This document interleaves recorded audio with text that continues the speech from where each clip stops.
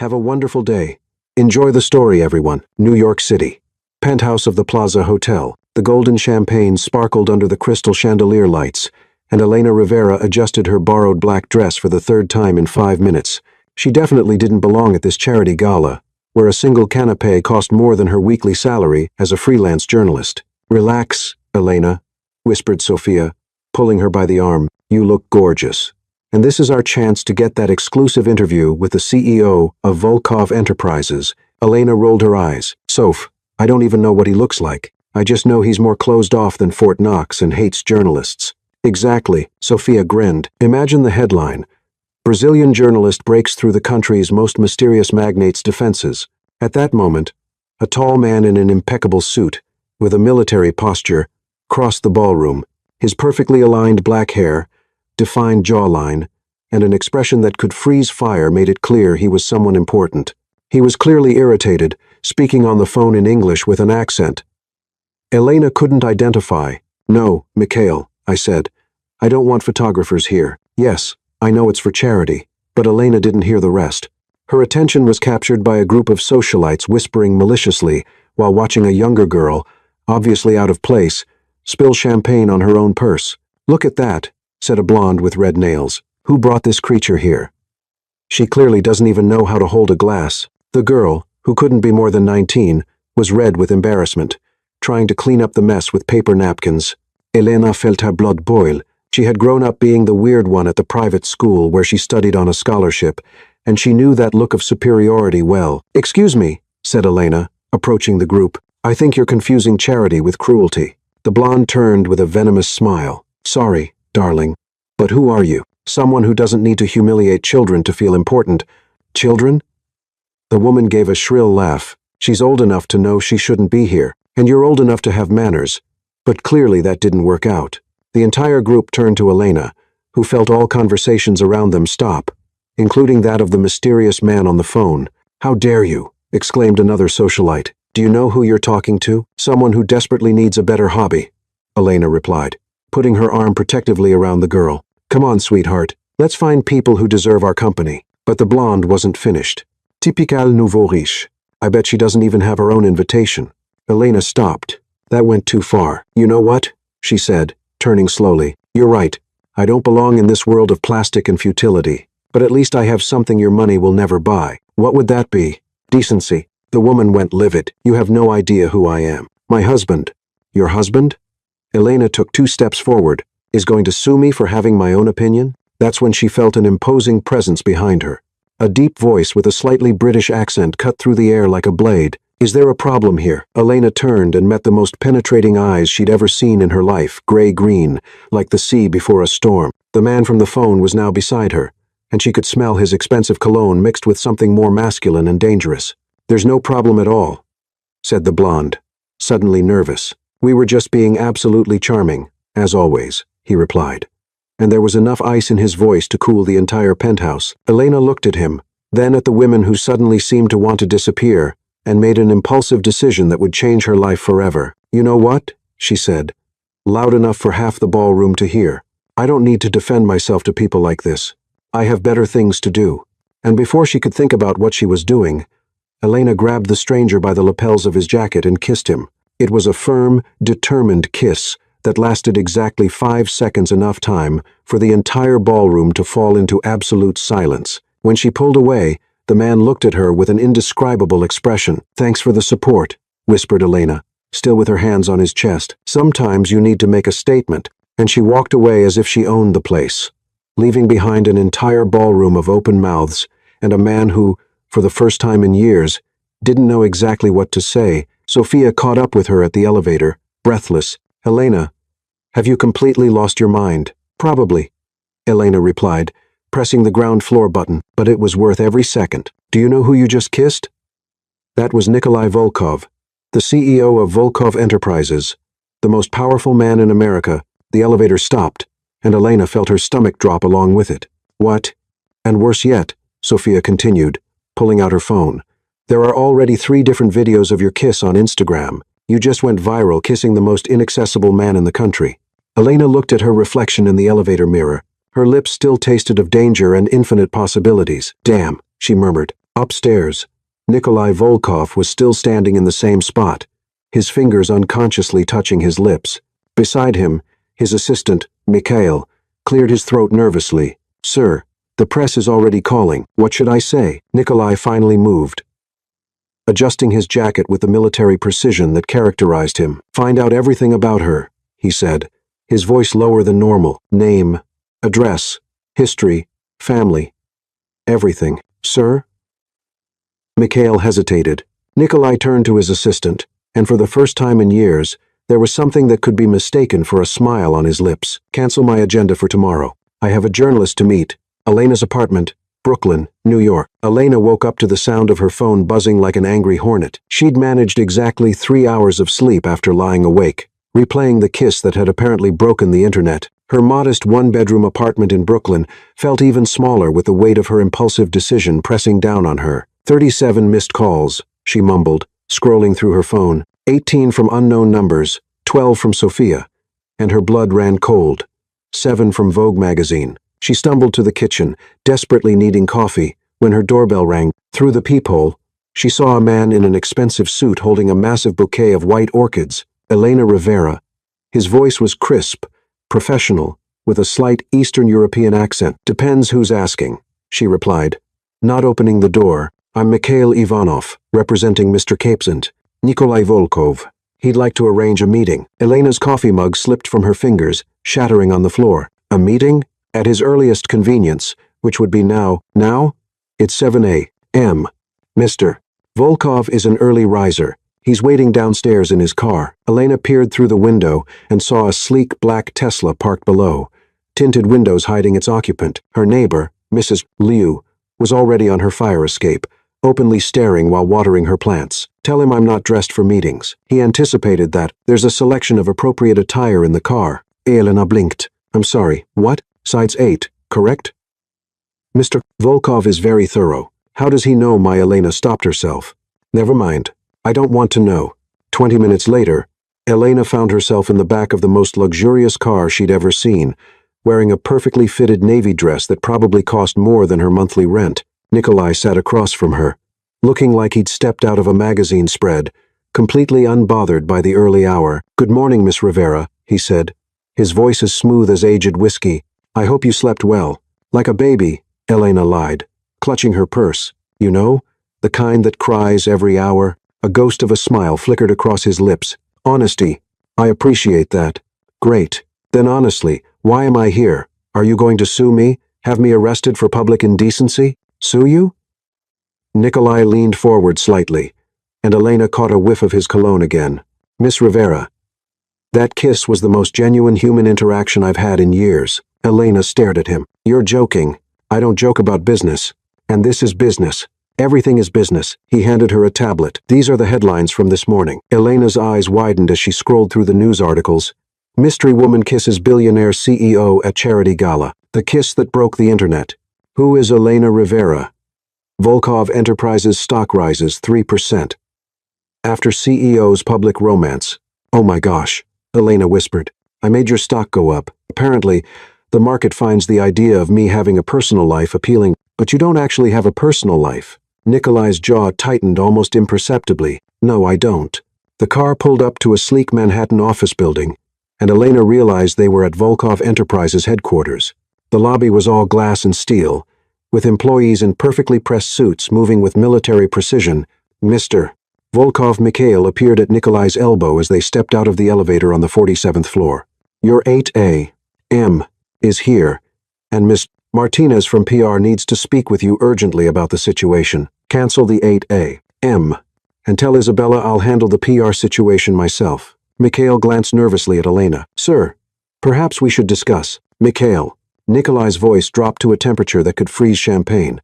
"I said I'll handle it." Elena watched this exchange with growing unease. She'd seen enough workplace dynamics to recognize when someone was walking on eggshells around their boss. Nikolai's office was a monument to success and isolation. Floor-to-ceiling windows offered a breathtaking view of Central Park, but the space felt cold, clinical. No personal photos, no warm colors, nothing that suggested a human being actually worked here. "Nice place," Elena said, setting her purse down on his glass desk. "Very sterile." "I prefer efficient, Same thing, really. She turned to face him. Look, Mr. Volkov, Nikolai. I think there's been a misunderstanding. I'm not looking for anything from you. I don't want money. I don't want fame. And I definitely don't want to be your girlfriend. Good, he said, moving to pour himself coffee from an elaborate machine. Because I'm not offering any of those things. Elena felt oddly stung by his bluntness. Then what do you want? I want you to be my girlfriend. I just said I don't want. Wait, what? Nikolai turned back to her, his expression unreadable. Not actually. Publicly. I need you to pretend to be my girlfriend for the next 3 months. Elena sat down heavily in the chair across from his desk. Are you insane? Completely sane and completely serious. He sat down across from her, placing a contract on the desk between them. My board of directors has been pressuring me to settle down. They think it would be good for the company's image, make me seem more relatable. And instead of actually dating someone, you want to hire a fake girlfriend? I don't have time for actual relationships. They're messy, complicated, and ultimately disappointing. Wow, Elena said, flipping through the contract. You really know how to charm a girl. I'm not trying to charm you. I'm trying to offer you a mutually beneficial arrangement. Elena read the compensation clause and nearly choked. This is more money than I make in 2 years. 3 months, Miss Rivera. A few public appearances, some carefully orchestrated social media posts, and you'll have enough money to pursue whatever journalistic dreams you have without worrying about rent. And what do you get out of this? A girlfriend who won't try to change me, won't demand emotional intimacy, and won't be devastated when it's over. Elena stared at him across the desk. There was something almost vulnerable in the way he said it, despite his matter-of-fact tone. You really don't believe in love, do you? I believe in results. Love is just brain chemistry designed to ensure species survival. That's the most depressing thing I've ever heard. It's realistic. Elena stood up, pacing to the window. The morning sun was hitting the park, and she could see couples jogging together, families feeding ducks, people living actual lives. What if I say no? Then you walk away, and we both pretend last night never happened. And if I say yes, then you become the luckiest woman in New York. At least, that's what everyone will think. Elena turned back to him. There's something you're not telling me. Nikolai's mask slipped for just a moment, and she saw something raw and carefully hidden in his eyes. There's a lot I'm not telling you, such as the fact that my father is dying, and he's made it clear that the only way I'll inherit control of the company is if I prove I can maintain a stable relationship. Elena's expression softened. I'm sorry about your father. Don't be. He's been using emotional manipulation to control me my entire life. This is just his latest move. And you're going to let him win? I'm going to beat him at his own game. Nikolai stood up, straightening his tie. So, Ms. Rivera, do we have a deal? Elena looked at the contract, then at Nikolai, then back at the contract. 3 months. Enough money to change her life. And something in those gray-green eyes that made her think maybe, just maybe, she could help him remember what it felt like to be human. I have conditions, she said finally. I'm listening. First, I maintain my journalistic integrity. I won't write puff pieces about you or your company. Agreed. Second, no one can know this is fake, not even our families, especially not our families. Third, Elena took a deep breath. If at any point this starts to feel too real, we walk away. No questions asked. Nikolai extended his hand. Deal.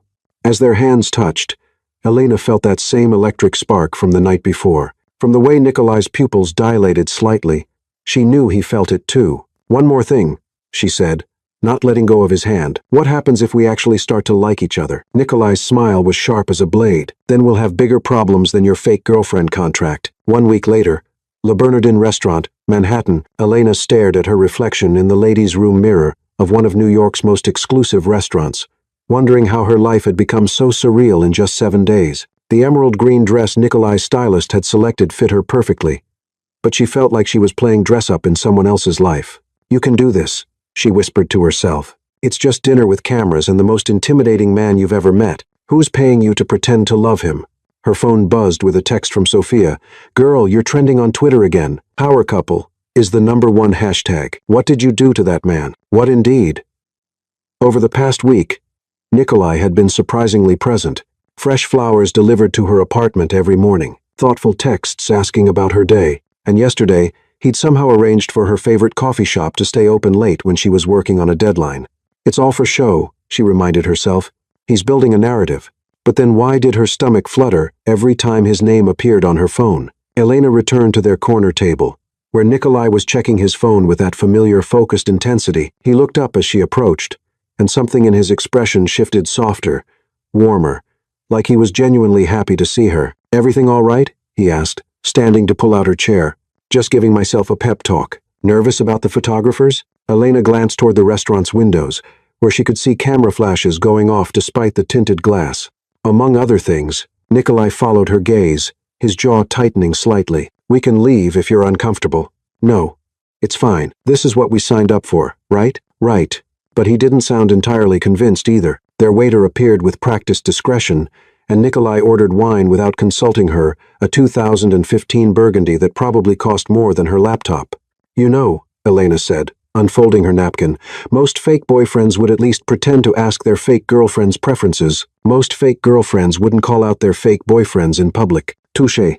Elena smiled despite herself. "Though technically, we're not in public. This is a very exclusive, very private public, the most dangerous kind." As if summoned by his words, a familiar blonde figure glided past their table. Valentina Ashford Lynn, the socialite from the charity gala, now dressed in head-to-toe designer everything, and wearing a smile that could cut glass. "Nikolai, darling," she cooed, air kissing near his cheeks. "And Elena, wasn't it? How unexpected to see you here, Valentina." Nikolai's voice could have frozen the wine. "How lovely. I simply had to stop by. Everyone's talking about you too. Such a romantic story, love at first sight at a charity gala. Though I have to say, the kiss was rather aggressive." Elena felt her cheeks burn. But before she could respond, Nikolai's hand covered hers on the table. "I prefer passionate," he said, his thumb tracing across her knuckles. "Elena doesn't do anything halfway." The casual touch sent electricity up Elena's arm, and she had to remind herself it was all performance. How refreshing. Valentina's smile grew sharper. "Well, I won't keep you lovebirds, though.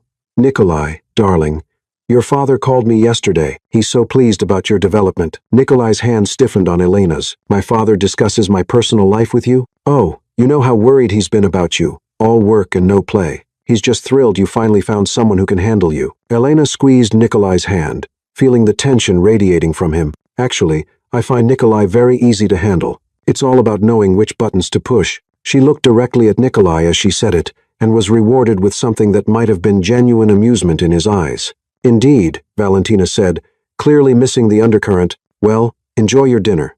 I'm sure we'll be seeing much more of you, Elena." As she glided away, Nikolai's shoulders relaxed fractionally. "Friend of yours?"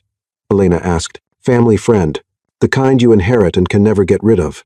"Ah, like a genetic disease, but with better jewelry." Nikolai laughed, an actual, genuine laugh that transformed his entire face. Several heads turned at nearby tables, as if they'd never heard the sound before. "Did I say something funny?" Elena asked. "You have a very unique way of seeing the world. Is that CEO speak for weird?" "It's Nikolai speak, for refreshing." Their appetizers arrived, and Elena watched Nikolai's precise way of eating, every movement controlled, efficient, like he'd been trained to turn even a meal into a business meeting. "Can I ask you something?" she said. "Shoot. When was the last time you did something just because you wanted to? Not because it was good for business or expected of you, but just because it made you happy?" Nikolai paused, fork halfway to his mouth. "That's a very personal question for a fake relationship. Maybe, but I'm curious. You're paying me to pretend to care about you. The least you can do is give me something real to work with." He set down his fork, considering. "I bought a motorcycle last year. A Ducati Panigale V4. It serves no practical purpose. Costs a fortune to maintain, and my insurance company thinks I'm insane. Do you ride it? Every Sunday morning at 6 a.m. I take the highway up to Bear Mountain, and for about 3 hours, I'm not a CEO or an heir or anyone's expectation. I'm just me." Elena felt something shift in her chest. "That's not what I expected you to say. What did you expect? Something about acquiring a rare wine or commissioning a piece of art. Rich guy stuff. Disappointed? Intrigued?" Elena leaned forward. "Take me with you sometime." Nikolai's eyes widened slightly. "On the motorcycle? Why not? Unless you think your fake girlfriend can't handle it." "It's not about handling it." He paused, and she could see him wrestling with something. "That's my escape. My one space that's just mine. And you don't share escapes." "I don't share anything." The honesty in his voice caught Elena off guard. "That sounds lonely. Lonely is safe. Safe is overrated." They stared at each other across the table, and Elena felt like they were having an entirely different conversation than the one they were speaking out loud. "Miss Rivera," Nikolai said finally. You're going to be trouble for me, aren't you, Mr. Volkov? Elena replied, raising her wineglass. I'm going to be the best trouble you've ever had. As they clinked glasses, she noticed Nikolai's hand was shaking almost imperceptibly. For just a moment, the mask slipped completely, and she saw something raw and vulnerable in his eyes, like a man who'd forgotten what it felt like to want something he couldn't simply buy. Elena, he said quietly, what if this gets complicated? Then we'll figure it out as we go. I don't like uncertainty. I know. But maybe that's exactly what you need. Outside, the camera flashes continued, capturing what the world would see as a perfect romantic dinner between New York's newest power couple. But inside the restaurant, something much more dangerous was happening. Two people who were supposed to be pretending to fall in love were discovering that the hardest person to lie to was themselves. 2 weeks later, Volkov Estate, the Hamptons. Elena had seen wealth before, but nothing had prepared her for the Volkov family estate. The sprawling mansion sat on 50 acres of perfectly manicured lawns that rolled down to a private beach, where a yacht that could house a small village bobbed gently at anchor. As their car wound up the circular driveway, she counted at least 3 guest houses, a tennis court, and what appeared to be a stable. Feeling intimidated yet? Nikolai asked, noticing her wide-eyed stare through the window. Should I be? Probably. My father designed this place specifically to make people feel small. The car stopped in front of marble steps that led to doors tall enough for giants. A butler in formal attire appeared immediately, followed by a woman in her 50s wearing pearls and an expression that could have been carved from ice. Nikolai, darling, the woman said, offering her cheek for a kiss. And this must be the famous Elena, mother. Nikolai's voice carried the same warmth one might use to discuss tax audits. Elena, this is my mother, Anastasia Volkov. Anastasia's handshake was firm, calculating. Miss Rivera, you've certainly caused quite a stir. Mrs. Volkov, your home is breathtaking. Thank you. Nikolai tells me you're a journalist. How contemporary. Elena felt the subtle dig but smiled sweetly. I prefer to think of it as old-fashioned. Someone has to ask the uncomfortable questions. Nikolai coughed, but Elena caught what might have been approval in his eyes. Indeed, Anastasia said, well, come. Your father is waiting in the study, Nikolai. He's particularly eager to meet your girlfriend. As they walked through halls lined with oil paintings of stern-faced ancestors, Nikolai leaned close to Elena's ear. Fair warning. My father is going to try to dissect you like a lab specimen, and your mother already has. The study was a monument to masculine authority, dark wood, leather-bound books, and the overwhelming scent of aged whiskey and old money. Behind an enormous mahogany desk sat a man who was clearly Nikolai 30 years in the future. If Nikolai aged with the hardness of granite rather than wine. Father, Nikolai said, his posture becoming even more rigid, this is Elena Rivera. Sergei Volkov stood slowly, his movements careful but commanding. Despite his illness, he radiated power like heat from a forge. His handshake was surprisingly strong, his gray eyes so like Nikolai's sharp and assessing. Miss Rivera, so you're the woman who finally captured my son's attention. I'm not sure captured is the right word, Mr. Volkov. It was more like a mutual collision. Sergei's laugh was dry as autumn leaves. Honest. I like that. Sit. Both of you. We have much to discuss. Elena perched on the edge of a leather chair that probably cost more than her car, while Nikolai remained standing behind her, a protective gesture that didn't go unnoticed by his father. Tell me about yourself, Miss Rivera. Nikolai has been surprisingly secretive about your background. There's not much mystery, sir. I'm a freelance journalist from Brooklyn. I write about social issues, occasionally embarrass powerful people by asking them direct questions, and I once got arrested, protesting outside a factory that was dumping chemicals in the Hudson River. Arrested? Anastasia's voice carried a note of horror from where she'd positioned herself by the window. Charges were dropped, Elena said cheerfully. Turns out the factory was actually breaking federal law. Funny how that works. Sergei leaned back in his chair, studying her with new interest. And what do you think of my son's business practices? Elena felt Nikolai tense behind her.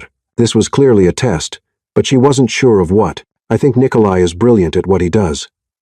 But I also think he uses his work to avoid dealing with more complicated aspects of life. The silence in the room was deafening.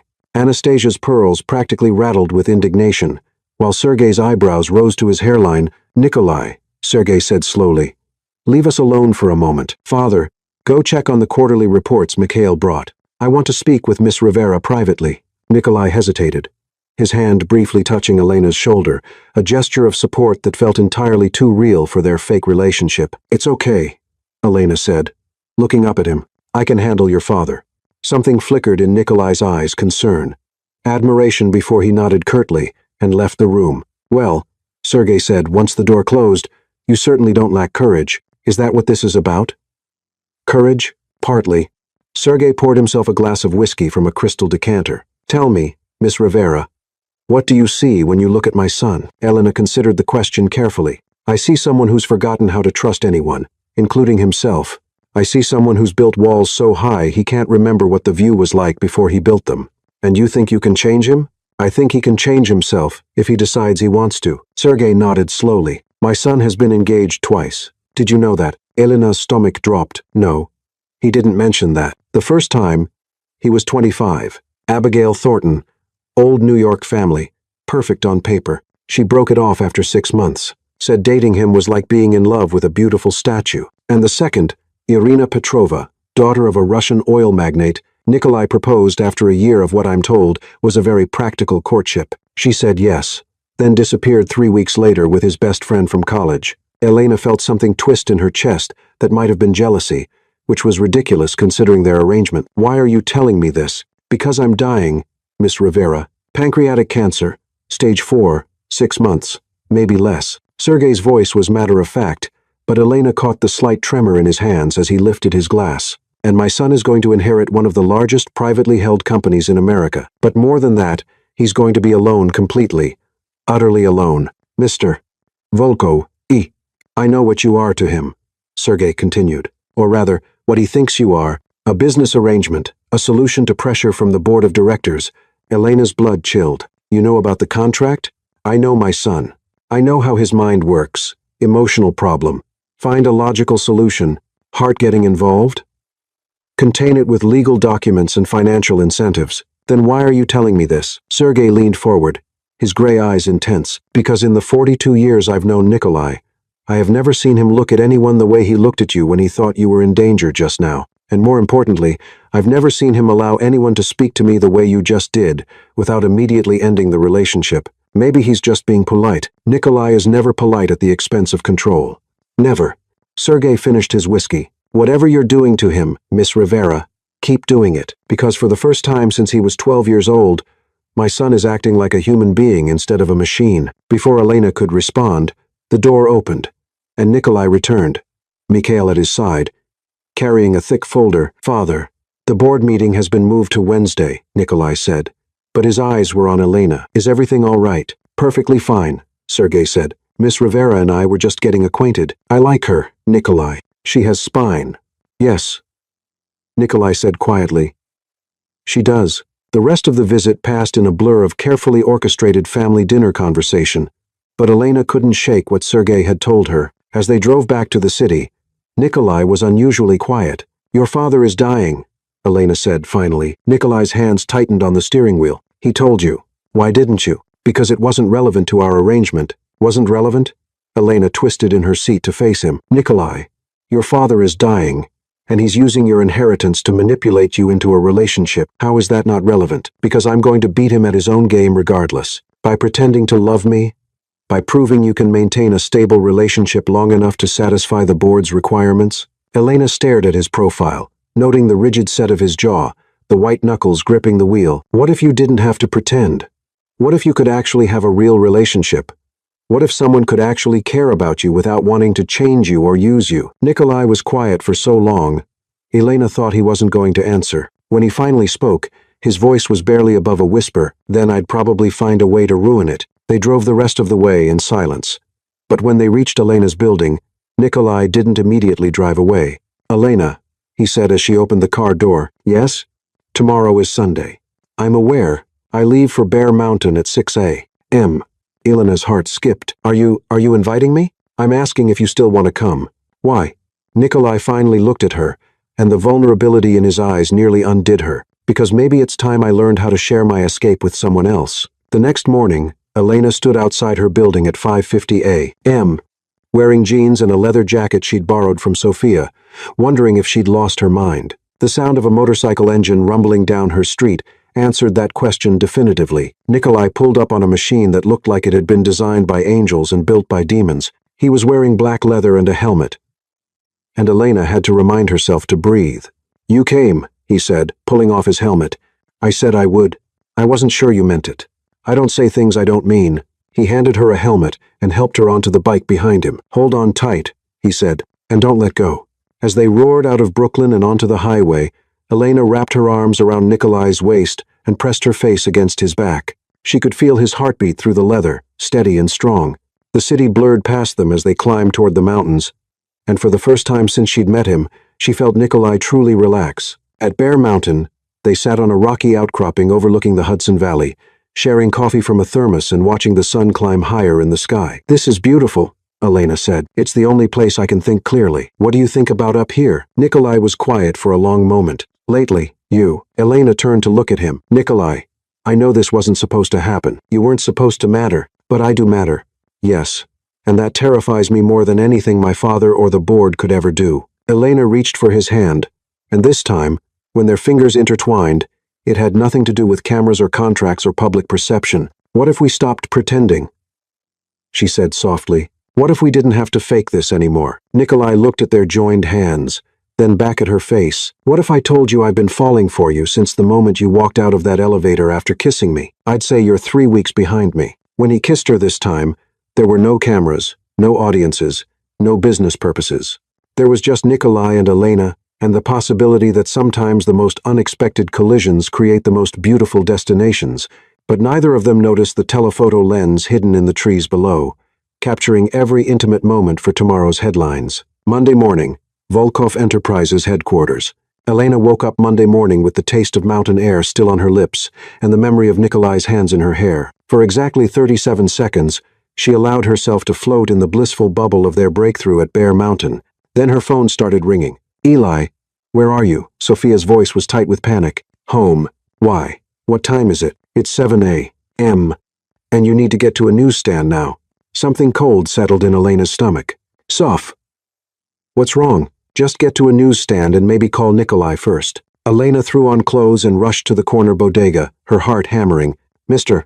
Patel, the owner, gave her a sympathetic look as she approached the magazine rack. I'm sorry, Miss Elena, he said softly. The headline hit her like a physical blow. Fake love for real money. The Volkov contract scandal. Below it, a photo of her and Nikolai from Bear Mountain, intimate, unguarded, his forehead pressed against hers as she laughed at something he'd said. But the image that made her blood turn to ice was the smaller photo in the corner. A grainy shot of what looked like legal documents. With shaking hands, she bought 3 different tabloids. Each one told the same story with varying degrees of salacious detail. Someone had leaked their contract. Someone had proof that their entire relationship was a business arrangement. Her phone buzzed with a text from Nikolai. My office now. The ride to Manhattan felt like traveling through a gauntlet. News vans lined the street outside Volkov Enterprises, and Elena could see reporters with cameras waiting like vultures. She used the underground parking garage entrance, but even there, a photographer managed to get a shot of her emerging from the elevator, looking pale and shaken. Nikolai's office felt like a war room. Mikhail was pacing, barking orders into his phone in rapid Russian. Isabella Martinez, the head of PR, was typing furiously on her laptop, while simultaneously conducting what sounded like a very heated conversation with someone from the New York Times. Nikolai stood at his wall of windows, staring down at the circus below. He was perfectly dressed as always, but Elena could see the tension in the rigid line of his shoulders. How bad is it? She asked. Bad? Isabella said without looking up. The story broke at 5 a.m. across 6 major outlets simultaneously. Someone didn't just leak this. They orchestrated a coordinated attack. Who would have access to the contract? Elena asked. Very few people, Mikhail said, ending his call. The lawyers who drafted it, Nikolai, myself, and his voice was dangerously quiet. Whoever might have had access to your father's private files. The silence in the room was deafening. Nikolai turned slowly from the window, and Elena had never seen him look so coldly furious. My father leaked this. We don't know that for certain, Mikhail said carefully, don't we? Nikolai's laugh was sharp as broken glass. This has his fingerprints all over it. The timing, the coordination, the specific documents chosen. He wants me to fail. Elena felt like she was watching a man have his heart carved out in real time. Nikolai, the board is meeting in an emergency session this afternoon. Isabella interrupted. They're questioning whether you're fit to lead the company if you can't even maintain an authentic personal relationship. Perfect, Nikolai said bitterly, exactly what he wanted. Elena's phone started buzzing incessantly, text after text, call after call. She glanced at the screen and saw messages from every major news outlet, several talk shows, and at least 3 book publishers. Miss Rivera, Isabella said, I need to ask, are you planning to speak to the media about this? No, of course not. Because I have to warn you, there are already rumors that you're shopping around for a tell-all interview. Your phone has been traced to several major network buildings in the past hour. Elena stared at her. My phone has been what now? GPS tracking. Standard practice when someone becomes a person of interest. I haven't left my apartment except to come here. Nikolai finally looked at her, and the suspicion in his eyes was like a knife to the chest. Haven't you? Are you serious right now? Elena's voice rose. You think I leaked our contract? Someone did. Someone with access to confidential information and a lot to gain from destroying my reputation. What exactly would I gain from this? Fame, money, a book deal? Your 15 minutes extended to a full hour? Elena felt like he'd slapped her. After everything we shared yesterday, you really think I'm capable of this? I don't know what you're capable of. That's the problem. The hurt in his voice was almost worse than the accusation. Elena realized that for all his talk of trust issues, Nikolai had actually started to trust her, and now he felt betrayed all over again. The GPS tracking, Mikhail said quietly, consulting his tablet, shows Miss Rivera's phone pinging off towers near the Manhattan District Attorney's office this morning. Everyone turned to stare at Elena. That's impossible. I was at home until I came here. Unless, Isabella said slowly, someone cloned your phone. The room went silent again. Nikolai's expression shifted from suspicion to something much more dangerous. Mikhail, he said quietly, get me everything you can on who had access to Elena's phone data. I want to know everyone who's been tracking her. Everyone who's been listening to her calls, everyone who's been reading her texts. Sir, that level of surveillance would require significant resources. Just do it. As Isabella gathered her things, she said, I need to prepare for the board meeting. Nikolai, whatever you're going to do about this situation, you need to decide fast. The story is spreading exponentially. After Isabella left, Elena and Nikolai stood alone in his office, the weight of the morning's revelations settling between them like a wall. I'm sorry, Nikolai said finally. I should have known you wouldn't. But you didn't know, Elena interrupted. That's the problem, isn't it? After all this time, all the things we've shared, your first instinct was still to assume I betrayed you. Elena, I get it. I really do. You've been hurt before, and trusting people is basically impossible for you. But I thought maybe we'd gotten past that. Nikolai ran his hands through his hair, destroying his perfect styling. I don't know how to do this. I don't know how to be in a relationship where I'm not constantly waiting for the other shoe to drop. That's exactly why your father leaked this, isn't it? Elena said. Pieces clicking into place. He knew that the moment we were exposed, you'd retreat behind your walls again. He knew you'd push me away rather than fight for us. You think this is about us, Elena? This is about my entire future. The board could remove me as CEO over this, and would that be so terrible? Nikolai stared at her like she'd suggested he light himself on fire. Are you insane?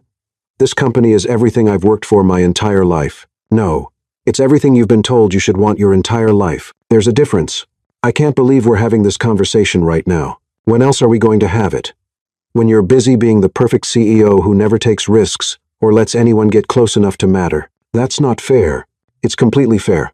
You're already pulling away from me, and we haven't even been exposed for 12 hours yet. Before Nikolai could respond, Mikhail burst back into the office, his face pale. Sir, we have a much bigger problem. Bigger than a corporate scandal and a board revolt? Yes. Mikhail turned his tablet around to show them a live news feed. Someone just released the security footage from the charity gala. All of it. On the screen, Elena watched herself kiss Nikolai for what felt like the 1,000th time. But this footage was different. It showed the entire sequence of events, including the confrontation with the socialites, Nikolai's approach, and most damaging of all the moment, immediately after the kiss when Nikolai's expression clearly showed he was as surprised as everyone else. The narrative is changing, Mikhail continued. Instead of billionaire hires fake girlfriend, it's becoming innocent woman manipulates grieving billionaire. They're painting you as a gold digger who orchestrated everything, Miss Rivera. Elena sank into a chair, the full scope of the attack becoming clear. This isn't just about destroying Nikolai's reputation. Someone wants to destroy mine too. But who would benefit from that? Nikolai asked. Someone who wants to make sure we both lose. Elena said quietly. Someone who benefits from keeping Nikolai isolated and alone. Mikhail's phone rang, and he answered with a sharp "da." His face grew even paler as he listened. "Sir," he said. Hanging up. "Your mother is downstairs. She's requesting an immediate meeting. My mother never comes to the office. She does today." Anastasia Volkov entered the office like a queen surveying a battlefield. She was perfectly coiffed, perfectly dressed, and perfectly composed, everything Nikolai always tried to be. And Elena had never cared about being. "Nikolai, darling," she said, kissing his cheek. "Miss Rivera." The acknowledgement was ice cold. "Mother, if you're here to gloat, I'm here because your father is having chest pains and has been asking for you. Nikolai Ventrigit. How bad? Bad enough that the doctors want to move him to intensive care, but he's refusing to go until he speaks with you both." Elena felt the blood drain from her face. "Both of us?" He specifically requested Miss Rivera's presence. Something about unfinished business. Nikolai was already reaching for his jacket. "We need to go now." "Nikolai," Elena said quietly, "maybe I should stay here, deal with the media, let you handle your family." "No." His voice was firm. "We're in this together. Whatever my father has done, whatever game he's playing, we face it together." As they rushed toward the elevator, Elena caught Nikolai's hand. "Are we together? I mean..." Nikolai stopped, looking down at their intertwined fingers. Around them, the office buzzed with crisis energy phones ringing, people shouting, the controlled chaos of a life imploding. "I don't know how to do this," he said quietly. "I don't know how to trust you completely. I don't know how to stop waiting for you to leave. And I definitely don't know how to choose you over everything I've built." "You don't have to know how," Elena said. "You just have to want to try. And if I'm not brave enough, then you're going to have to find a way to become brave enough, because I'm falling in love with you, Nikolai Volkov. Not your money, not your company, not your perfect public image. You, the man who buys motorcycles because they make him feel free. The man who pretends to be made of ice, but melts when someone shows him genuine kindness." Nikolai's eyes searched her face, like he was memorizing it. "If we do this, if we really try, and it doesn't work, then we'll have tried." That's more than most people can say. The elevator doors opened, and they stepped inside together. As the floors counted down, Elena realized they weren't just descending to the parking garage, they were stepping into whatever came next, together or not at all. But first, they had to face Sergei Volkov one more time, and Elena had a feeling that conversation was going to change everything. "Nikolai," she said as they reached the garage, "there's something I need to tell you about my conversation with your father yesterday." "What about it?" "He knows about us, the real us. He's known all along that our feelings are real." Nikolai stopped walking. "What?" "He leaked the contract to force us into this exact situation. He wanted to see if you'd choose the easy path, your company, your inheritance, your safe, controlled life, or if you'd choose the complicated, messy, beautiful path of actually being in love. You're saying this is all a test?" "I'm saying your father is dying, and he wants to make sure that when he's gone, you won't be alone, even if it means burning down everything you think you want to get there." Nikolai stared at her for a long moment, processing this revelation. Then, unexpectedly, he started to laugh. "He's manipulating us even now." "Yes." "Using his own death as emotional leverage." "Yes." "Making us choose between love and security." "Yes." Nikolai cupped her face in his hands. "Then let's give him what he wants. Let's choose love, and see what happens." As they drove toward the hospital, neither of them noticed the black sedan following 3 cars behind, or the photographer in the passenger seat, capturing every moment of their reconciliation. New York Presbyterian Hospital, private wing. The private hospital wing smelled of expensive disinfectant and whispered conversations. Elena had been in hospitals before, but never one where the waiting room had original artwork and fresh orchids, where the staff moved with the reverent quiet reserved for royalty or the dying. The hallway stretched endlessly before them, lined with doors behind which other wealthy families faced their own private dramas, their own mortality, their own reckonings with truth. Sergei Volkov lay propped against pristine white pillows, looking smaller than Elena remembered, but no less formidable. Machines beeped softly around him, monitoring a heart that had orchestrated one final elaborate manipulation, even as it prepared to stop beating. His skin had taken on the waxy pallor of the very ill, but his eyes remained sharp, calculating, missing nothing. "Ah," he said as they entered, his voice raspier than it had been at the estate, but still carrying that unmistakable authority. "My son and his beautiful accomplice, come, sit, we have much to discuss, and as you can see, time is not on our side." Nikolai remained standing, his posture rigid with barely controlled anger. His hands were clenched at his sides, and Elena could see a muscle jumping in his jaw. Was it worth it, Father? Destroying everything I've built for your twisted social experiment? Everything you've built? Sergei's laugh turned into a cough that shook his entire frame. Anastasia immediately moved to his side, offering water that he waved away with impatience. Son, you haven't built anything. You've inherited a throne and sat on it perfectly, safely, alone. That's not building, that's existing. The board wants me removed. The stock price has dropped 12% since this morning. Our biggest clients are reconsidering their contracts. Henderson Industries pulled their merger proposal. The Shanghai deal is falling apart. Nikolai's voice grew more strained with each revelation. 40 years of reputation gone in a single news cycle, and yet here you are, Sergei said softly, with the woman you love, fighting for something that matters more than quarterly earnings reports or merger proposals, or the approval of old men in expensive suits. Elena stepped forward, unable to remain silent. Mr. Volkov, people are getting hurt by this. Nikolai's employees don't deserve to lose their jobs because of games you're playing. The company will survive, Sergei interrupted, his gray eyes intense despite his weakened state. It survived my father's gambling addiction that nearly bankrupted us in 1953. It survived my grandfather's ill-advised involvement with financing the Russian Revolution. It survived my own youthful indiscretions with both radical politics and inappropriate women in the 1,970 seconds. It will survive a fake relationship scandal. But will Nikolai survive it? Elena asked quietly, moving to place a protective hand on his arm. Sergei studied her for a long moment, and Elena saw something that might have been approval in his gaze.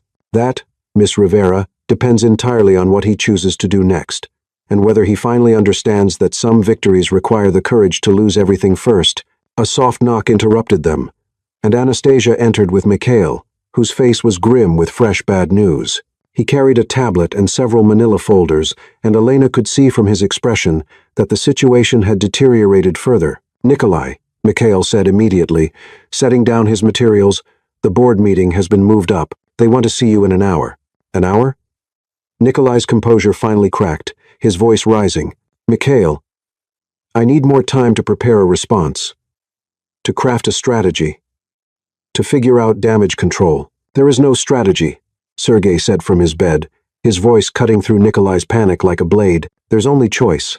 The choice between the life you've been living and the life you could have. Easy for you to say. You're not the one about to lose everything. Nikolai began pacing, his movements sharp and agitated. You're not the one whose life's work is about to be stripped away by a board of directors who think personal happiness is a liability, aren't I? Sergei's voice carried a note of genuine sadness that stopped Nikolai mid-pace. I'm about to lose my son, possibly forever, because I've spent 42 years teaching him that love is weakness and vulnerability is failure.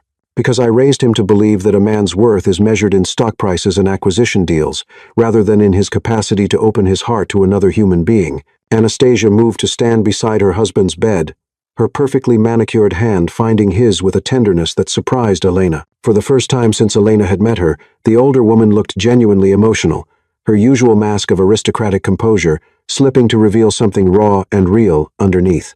Your father, she said to Nikolai, her voice uncharacteristically soft, has been planning this for months, ever since the doctors gave him his prognosis, ever since he realized he was running out of time to undo the damage he'd done to you. Planning what exactly? Nikolai's voice was dangerous now, low and controlled in the way that meant he was barely containing his fury. Your freedom, Sergei said simply. The board, the inheritance requirements, the pressure to marry it, was all designed to force you into exactly this situation, to put you in a position where you'd have to choose between the safe path and the path that might actually lead to happiness. Elena felt pieces clicking into place like tumblers in a lock. You wanted Nikolai to find someone he cared about enough to risk everything for. I wanted him to discover that some things are worth more than shareholder value, that some victories require the courage to potentially lose everything you think you want in order to gain everything you actually need. Nikolai sank into a chair, running his hands through his hair and completely destroying his perfect styling. So the whole thing was fake. The board's concerns, the marriage requirement, the pressure from investors. Oh, the marriage requirement is real, Sergei said, his voice growing weaker but his eyes remaining sharp. As is the board's conservatism about your personal life, as are their concerns about succession planning and stability. But I may have encouraged their concerns about your bachelor status. You manipulated your own board of directors. I may have mentioned during several casual conversations over the past year that a man who couldn't maintain a personal relationship might lack the emotional intelligence required for modern corporate leadership. I may have shared some research about how family stability correlates with business performance. I may have planted seeds of doubt about your readiness to take over the family legacy. Mikhail cleared his throat nervously, consulting his tablet. Sir, there's more. We've traced the source of the leak, the breach of your confidential contract. Everyone turned to him, and Elena felt her stomach drop at his expression. It wasn't your father, Mikhail continued, looking directly at Nikolai. The leak came from someone with access to Miss Rivera's apartment building security system, someone who's been monitoring her movements, her communications, her daily routine for weeks. Elena's blood chilled. Who has that kind of access? Someone with significant resources and technological capability. Someone with a personal vendetta and the patience to orchestrate a long-term surveillance operation. Nikolai stood abruptly, pacing to the window that overlooked Central Park. Irina, your ex-fiancé? Elena asked, though something in her gut already knew the answer. She always said she'd make me pay for embarrassing her. When I broke our engagement, she told me she'd destroy me the way I destroyed her reputation. I thought she meant socially, professionally, nasty gossip. Maybe some strategic social cuts. I never imagined. She's been watching Elena, Anastasia said, understanding dawning in her voice, waiting for the perfect moment to strike, gathering intelligence, building a case, preparing for maximum damage. Mikhail nodded grimly, scrolling through his tablet. Miss Petrova returned to New York 3 weeks ago, just after your relationship with Miss Rivera became public. She's been staying at the St. Regis under an assumed name, Anya Kuznetsova. But we have credit card records placing her near Miss Rivera's building multiple times. She's also been frequenting coffee shops and restaurants in Elena's neighborhood, apparently gathering intelligence on her routine. The fake GPS data, Elena said, pieces falling into place. She cloned my phone to make it look like I was shopping the story around to different news outlets. It's more sophisticated than that, Mikhail continued, pulling up more files. She's been feeding carefully crafted information to the media for weeks, positioning herself as a concerned ex-lover, trying to protect Nikolai from a manipulative gold digger. She's the unnamed source in at least 6 major stories about your relationship. She's been building a narrative that you're a calculated opportunist who targeted Nikolai specifically for his wealth. Where is she now? Nikolai's voice was dangerously quiet, the kind of controlled fury that Elena had learned meant he was at his most focused and dangerous, downstairs in the hospital lobby, apparently waiting to comfort you after your devastating betrayal. She's given 3 interviews in the past hour, each one painting herself as the woman who truly understands you, who tried to warn you about Elena's true nature. The room fell silent except for the soft beeping of Sergei's monitors and the distant sounds of the hospital beyond their private wing. Well, Sergei said finally, a trace of his old humor flickering in his eyes. This is unexpected, though it does add a certain dramatic flair to the proceedings. I couldn't have orchestrated it better myself. This isn't funny, Father. Nikolai's voice was sharp with stress and exhaustion. No, but it is illuminating. You have a choice to make, Nikolai. You can go downstairs. Let Irina comfort you. Accept her version of events. Return to your safe, predictable life. The board would approve. She's from an appropriate family, understands the corporate world, would never challenge you or demand emotional growth or ask you to risk anything meaningful. Or, Nikolai interrupted, his voice firm. I can fight for Elena. Walk into that board meeting knowing I might lose everything I've worked for, but gaining something infinitely more valuable. I can choose the messy, complicated, beautiful reality of love over the sterile safety of a life lived entirely within other people's expectations. Elena stood up abruptly, her chair scraping against the floor. No. Everyone looked at her, surprised by the firmness in her voice. No, she repeated, moving to the center of the room. I won't be the prize in some elaborate test of Nikolai's character. I won't be the thing he has to choose over his career, and I won't be the reason he loses his inheritance or his company or his life's work. Elena, Nikolai started, but she held up a hand. I'm serious. This is insane. Your father is literally dying and using his last breath to manipulate us into some grand romantic gesture that could destroy your life. Your psychotic ex-fiancé is downstairs spinning a web of lies to the media. The board of directors wants your head on a platter, and I'm supposed to stand here and let you sacrifice everything for me? But what if it doesn't destroy it? Nikolai asked quietly, moving toward her. What if it saves it? What if this is exactly what I need to finally become the man I'm supposed to be instead of the man I was trained to be. Elena looked at him, really looked at him. The man standing before her was different from the controlled, isolated CEO she'd met at the charity gala. This Nikolai was messy, uncertain, vulnerable. His hair was disheveled, his tie askew, and there was something raw and desperate in his eyes that made her heart ache. "What are you saying?" "I'm saying I love you." The words came out fierce, certain, like a declaration of war against his own careful nature, not because my father wants me to, not because it's good for my personal growth, not because you're teaching me to be more human. I love you because you're brave enough to stand up to socialites who think they own the world, because you're funny enough to make me laugh when I haven't laughed in years, because you see through all my carefully constructed walls to the person I actually am underneath all the corporate conditioning. Nikolai, I'm saying I choose you. Company, inheritance, board approval, family legacy. None of it matters if I don't have you. None of it means anything if I'm just going to spend the rest of my life pretending to be someone I'm not, surrounded by people who don't actually know me or care about me beyond what I can do for them. But the board meeting, your career, everything you've worked for, can go straight to perdition. Nikolai's smile was fierce, free, more genuine than any expression she'd seen from him. Let them remove me. I'll start my own company. I'll write freelance articles with you about corporate corruption and social justice. I'll teach business ethics at community college. I'll learn to fix motorcycles and open a garage. I don't care, as long as we're together. Sergei began to applaud slowly from his hospital bed, his weak hands making barely any sound. "Now that," he said, his voice filled with pride and satisfaction, "is my son. That's the man I raised before I tried to turn him into a machine." Anastasia wiped away tears she'd probably never admit to shedding. "It's about time. I was beginning to think we'd broken you completely." Mikhail looked between them all, like he'd stumbled into an alternate universe where everything he'd been trained to prioritize, stock prices, board approval, corporate stability, had suddenly become secondary to human emotion. "Sir," he said carefully, "what about Miss Petrova? What about the media circus? What about the board's reaction? What about her?"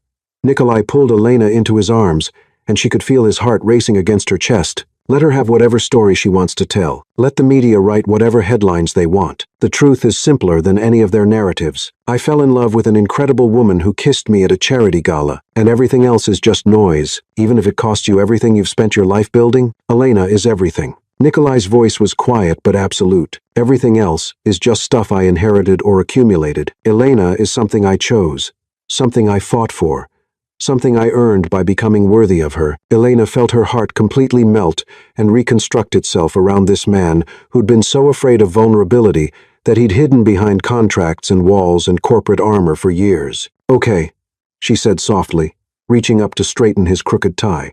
"Okay, but I have conditions. Anything. First, we're doing this as equals. No more contracts, no more arrangements, no more business deals disguised as relationships. If we're together because we choose each other every single day, not because it's convenient or profitable or expected."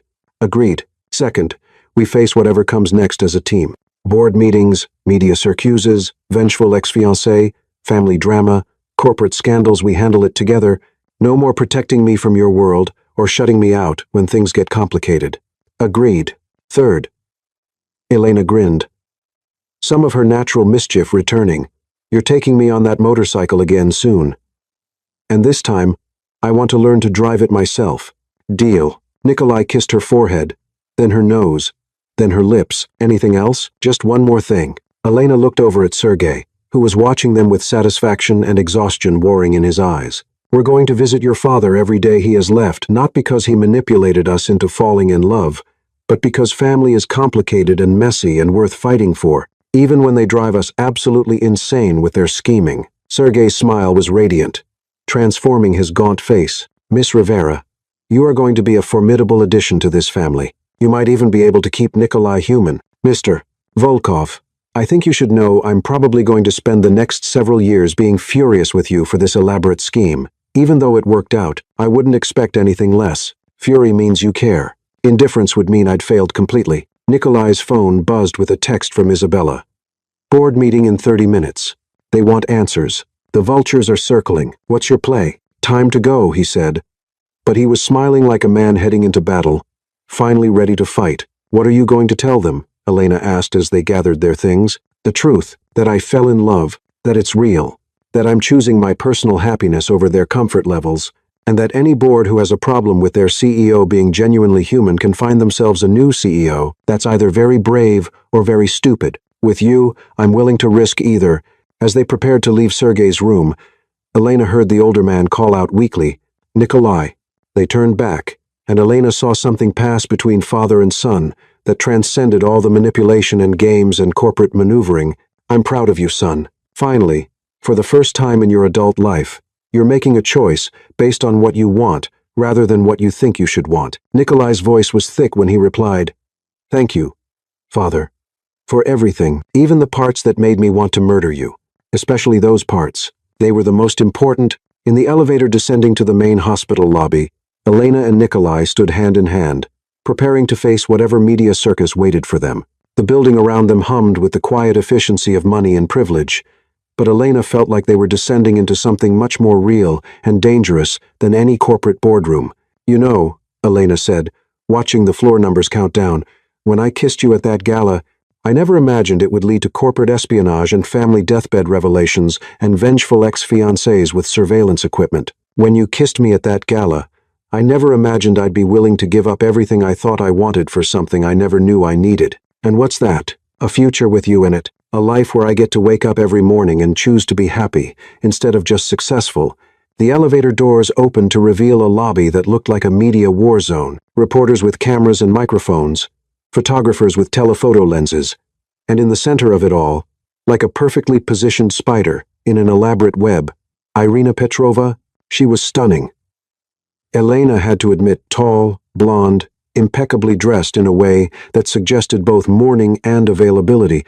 She was surrounded by reporters, dabbing at her eyes with a handkerchief while speaking in low, concerned tones about Nikolai's emotional state and her fears for his well-being. "Well," Elena said, squeezing Nikolai's hand, "here we go. Together. Together." They stepped out of the elevator and into the chaos, flashbulbs exploding around them like small suns. The questions came immediately, a barrage of accusations and demands. "Mr. Volkov, is it true your relationship was completely fabricated? Elena, how much were you paid to pretend to love him? Nikolai, do you have any comment on Miss Petrova's allegations?" But Nikolai didn't stop, didn't hesitate, didn't even slow down. He walked straight through the crowd toward Irina, Elena's hand firm in his expression calm and determined. "Irina," he said when they reached her, his voice carrying clearly through the chaos, "I hear you have something to say about my relationship." She turned toward him with practiced grace, her expression perfectly calibrated to suggest wounded dignity and lingering affection. "Nikolai, darling, I've been so worried about you. This situation, it's not like you to be so publicly manipulated." "You're right," Nikolai said, and Elena felt a moment of panic before he continued. "It's not like me to care more about what people think than about what I actually want. It's not like me to choose happiness over reputation. It's not like me to fall in love with someone brave enough to call me on my nonsense." Irina's perfect composure flickered. "Darling, you're not thinking clearly. This woman has obviously—" "This woman," Nikolai interrupted, his voice carrying the authority that had made him one of the most feared negotiators in New York, "is the best thing that's ever happened to me. And if you have a problem with that, you're welcome to discuss it with my lawyers while they're filing harassment charges against you for the illegal surveillance and corporate espionage you've been conducting." The crowd of reporters had gone silent, sensing that the story was shifting in real time. "Corporate espionage?" one of them called out. "Miss Petrova has been conducting illegal surveillance of Elena for weeks," Nikolai said, his voice clear and carrying. "She cloned her phone, hacked her building security system, and fed false information to the media in an attempt to destroy both our reputations. All of which, I'm told, constitutes several felonies." Irina's face went white. "You can't prove any of that." "Actually," Mikhail appeared at Nikolai's elbow with perfect timing. We have digital forensics evidence, security footage, and financial records of your surveillance activities. The FBI Cybercrime Division is very interested in speaking with you." "But we have a history," Irina said desperately, her mask finally slipping completely. "We were going to be married. I know you better than anyone." "You knew the person I was pretending to be," Nikolai said, and his voice was suddenly gentler, almost sad. "But you never wanted to know the person I actually am. Elena does. That's the difference." He turned to the crowd of reporters, still holding Elena's hand. "I have a statement," he said, and the lobby went completely silent. "Elena Rivera and I entered into what was initially a business arrangement. That arrangement became real feelings, which became love, which became the most important thing in my life.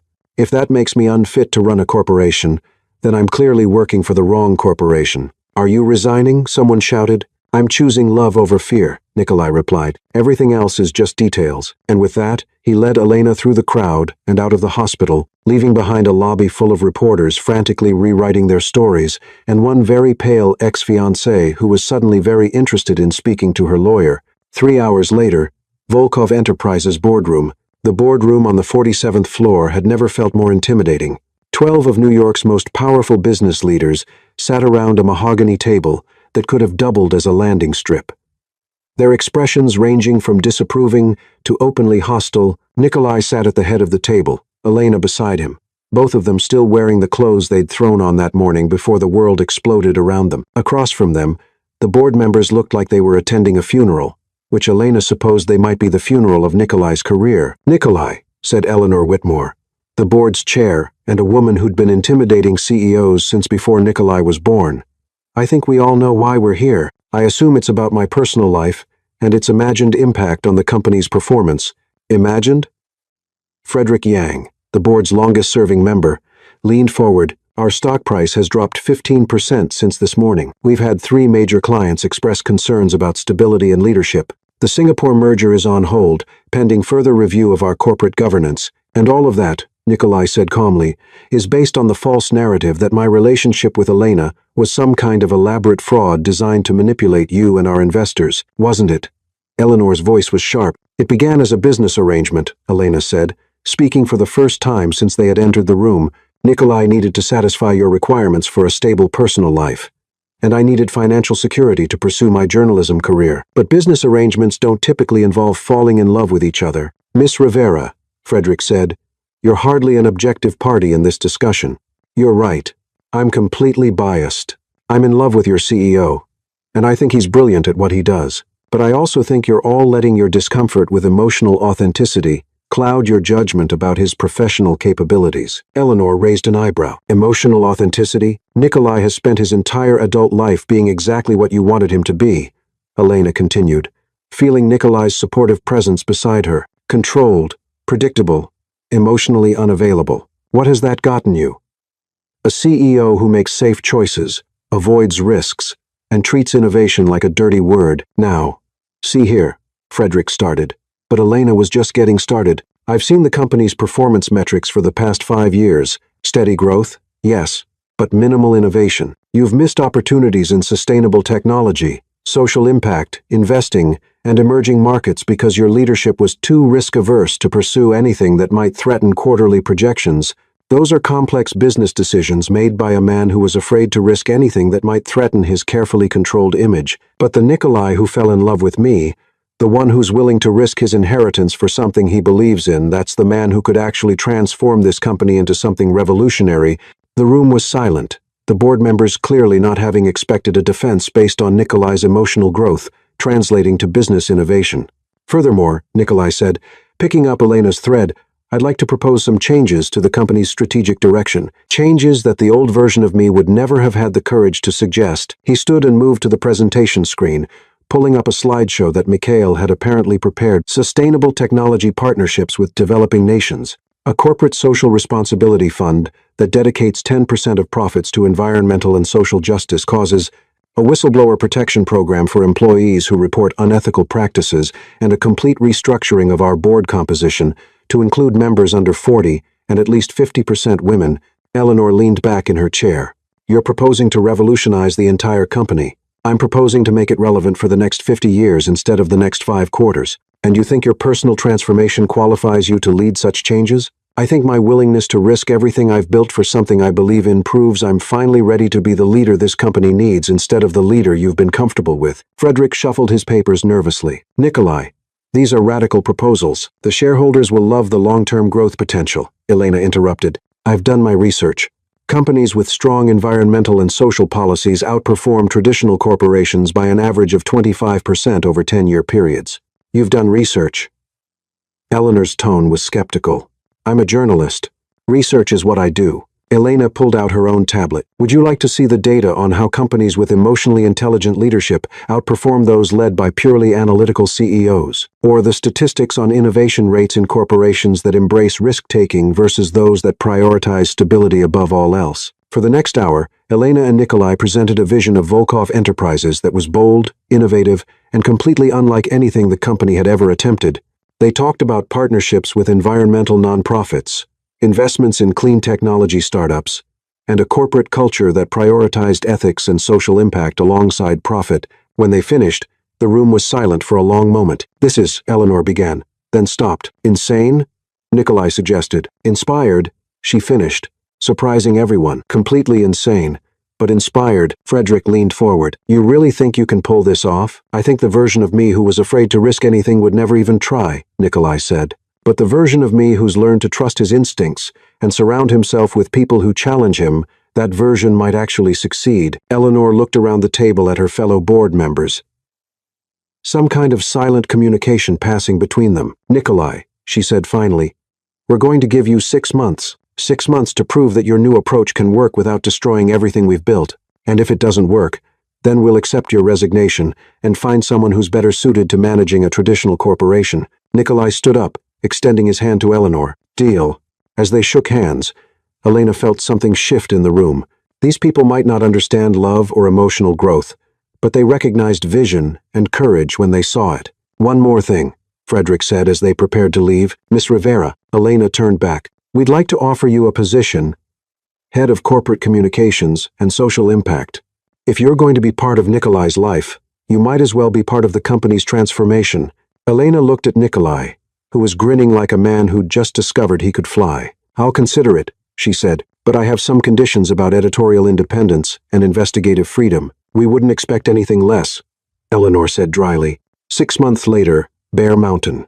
Elena adjusted her helmet and swung her leg over the back of Nikolai's motorcycle. They'd made this trip every Sunday since that chaotic day at the hospital, and it had become their tradition, a way to start each week with perspective and each other. But today was different. Today, they were celebrating. "Ready?" Nikolai asked, his voice muffled by his helmet. "Always." They roared up the mountain highway, past the spot where they'd first admitted their feelings were real, past the place where a photographer had captured them in an unguarded moment that would change everything, past the overlook where they'd made the decision to fight for each other no matter what it cost. At the top, they sat on their usual outcropping, sharing coffee from a thermos and the comfortable silence of two people who'd learned to trust each other completely. "Any regrets?" Elena asked, as she did every week. "About leaving Volkov Enterprises, about starting our own consulting firm, about my father's manipulation," Nikolai considered. Looking out over the Hudson Valley, not one. The board had ultimately voted to remove Nikolai as CEO after 3 months, not because his innovations weren't working, but because they decided they preferred the predictability of traditional leadership. Nikolai's response had been to thank them for the severance package and immediately start his own company, specializing in sustainable business transformation. Elena had joined him, bringing her investigative skills and social justice background to help corporations navigate the complex world of ethical business practices. Their first client had been a renewable energy startup that needed help scaling their operations. Their 10th client had been Volkov Enterprises, now struggling under traditional leadership and desperately needing the innovative approaches they'd rejected. "I have something for you," Nikolai said, pulling a small velvet box from his jacket pocket. Elena's breath caught. "Nikolai, it's not what you think. I mean, it's not an engagement ring. We already did that 3 months ago when you proposed to me on this exact spot." Elena laughed, remembering that morning when she'd gotten so frustrated with his careful planning and risk assessment that she'd finally just asked him to marry her herself. "It's a promise ring," he said, opening the box to reveal a simple silver band with a small inscription inside. "Partners in crime, a promise that whatever adventures we find ourselves in, fake relationships, real relationships, corporate scandals, family drama, vengeful ex-fiancés, board revolts, startup companies, we face them together." Elena slipped the ring onto her right hand, where it caught the morning light. Partners in crime. Partners in everything. Sergei had passed away peacefully in his sleep 2 months after their hospital confrontation, but not before seeing Nikolai and Elena's engagement announcement in the Times. His funeral had been attended by half of Manhattan's elite and all of the employees from Nikolai's new company. In his will, He'd left them the house in the Hamptons and a letter expressing his satisfaction with the outcome of his final manipulation. Irina Petrova had been arrested for corporate espionage and sentenced to 2 years of probation and community service. She disappeared back to Moscow, but not before the media had thoroughly destroyed her reputation for orchestrating such an elaborate deception. As they prepared to head back down the mountain, Elena's phone buzzed with a text from their newest client. Major story breaking about corruption in pharmaceutical pricing. Want to investigate together while helping our client develop ethical alternatives? Elena showed the message to Nikolai, who grinned. Ready for another adventure, partner? With you? Always. They climbed back onto the motorcycle and roared down toward the city, toward whatever story was waiting to be uncovered, toward their small but growing company that was slowly proving that business could be both profitable and ethical. Toward a future full of possibilities they were brave enough to explore together. Behind them, the mountain stood eternal and unchanging, a witness to the transformation of two people who'd learned that the most dangerous thing you can do is open your heart to someone who might actually deserve it, and that sometimes the most beautiful victories are the ones that require you to lose everything you thought you wanted in order to gain everything you actually need. The end.